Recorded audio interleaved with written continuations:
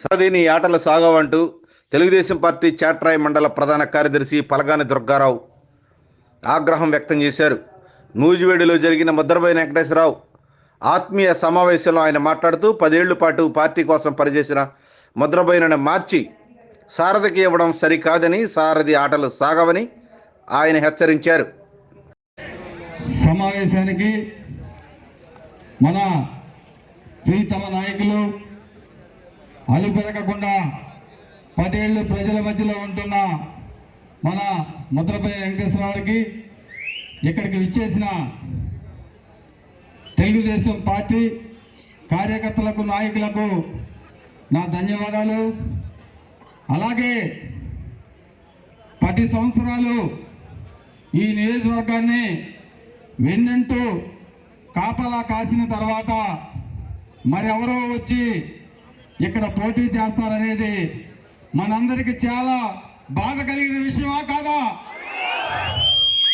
ఎందుకంటే మన అధ్యక్షులు వారు చాలా పెద్ద మనసుతో ఆలోచించాలి. 2 సార్లు ఓడిపోయినప్పుడు ఎవరైనా సరే భయపడి పారిపోతారు. మన ముద్రపైన అలా ఎప్పుడు కూడా భయపడలేదు. 3వసారి ఇక్కడే ఎమ్మెల్యే అవ్వాలని చెప్పి ఆయన కోరుకున్నారు. మొన్న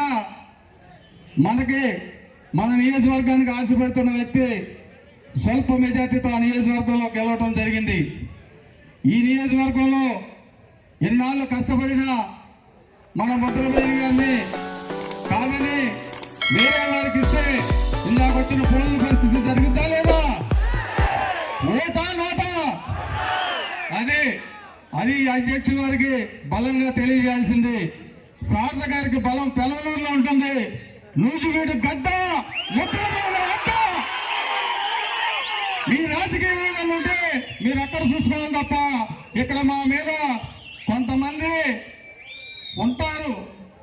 10 మందిలో ఎవరో ఒకరు ఉంటారు. వాళ్ళు కలుపుకొని మీరేదో ఇక్కడ కార్యక్రమాలు చేద్దామంటే మీకు సాగనివ్వరు, మిమ్మల్ని నడవనివ్వరు. మీరు ఓడిపోయి ఇంటికి వెళ్తారని కూడా మాకు ఈ సభాముఖంగా తెలియజేస్తున్నాం.